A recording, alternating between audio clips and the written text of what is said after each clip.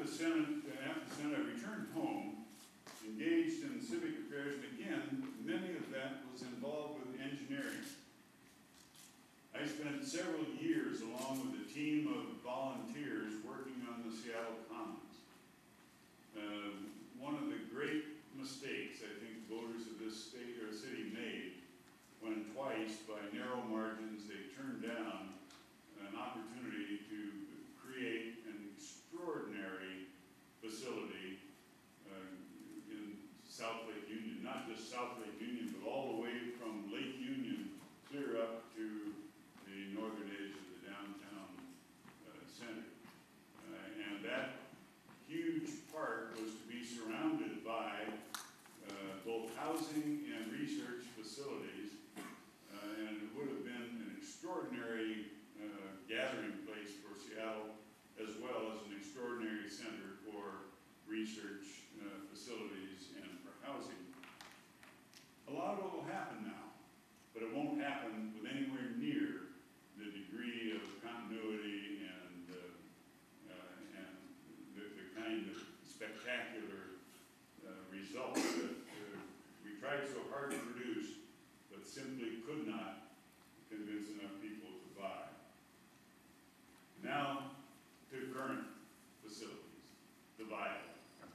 And I'm going to close and answer, open to your question, because that's a fine example. I think the current viaduct question or debate is almost exactly what the title of my remarks are: the politics of engineering and the engineering of politics. Because we're deeply involved in the engineering of what should replace the current viaduct, but we're also deeply involved in the politics of all of it. The politics starting at the top with a head-to-head determination by the mayor of Seattle and the Speaker of the House of Representatives that they will prevail. And that's essentially what it's all about. It's not backing off and saying what's right, they both think what they're suggesting is right, but it's changed from what we think is right to what we know is right to what we demand be done.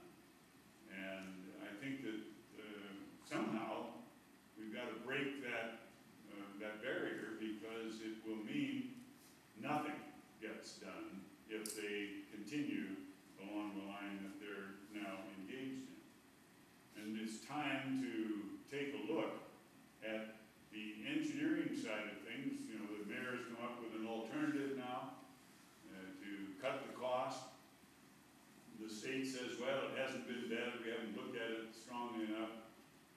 Well, damn it, it's time they did look at it strongly enough.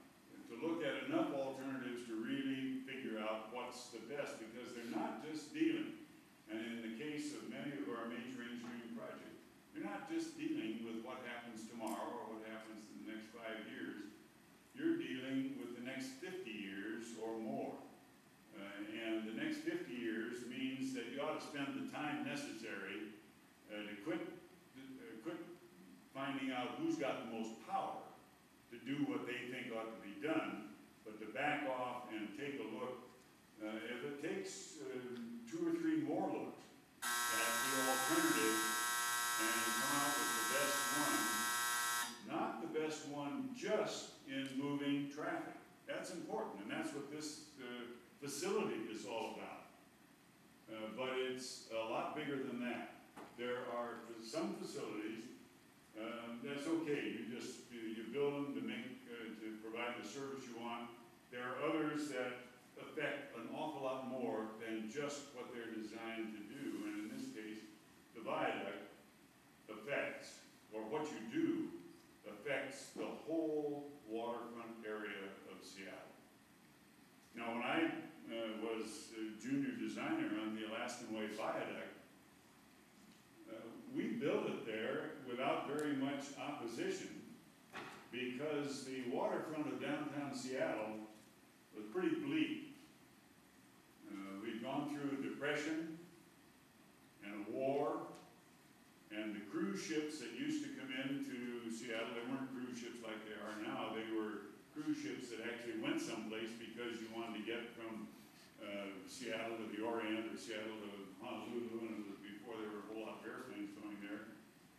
They died on the vine with World War II. The cargo ships were getting bigger and bigger, and I don't know how many of you know why all the piers in Seattle are at angles instead of going straight out into the water. They're at angles because Elliott Bay's so damn deep. And even 100 years ago, or 115 years ago, they had to build them at an angle to stay in shallow enough water so they could build the piers and get them long enough to handle the ships they had at the time. They've long since gotten obsolete, and as you know, the commercial shipping has gone south to Harbor Island and around there. So now what? The dead waterfront that existed at that time allowed us to put a viaduct that was pretty utilitarian through what was the backyard of Seattle. And now the question is, do you do it again and continue to make that the backyard of Seattle, or is there an opportunity to do something different and turn the face of Seattle to what is its greatest asset, the waterfront? And you've got to look at, everybody's talking about the expenditure, and it costs too much. Well, one answer may cost more than another answer, but if even a more costly answer in the long run is better, you ought to take a look at it. There's a difference, when it comes right down to it, on a whole lot of arenas, politically and engineering,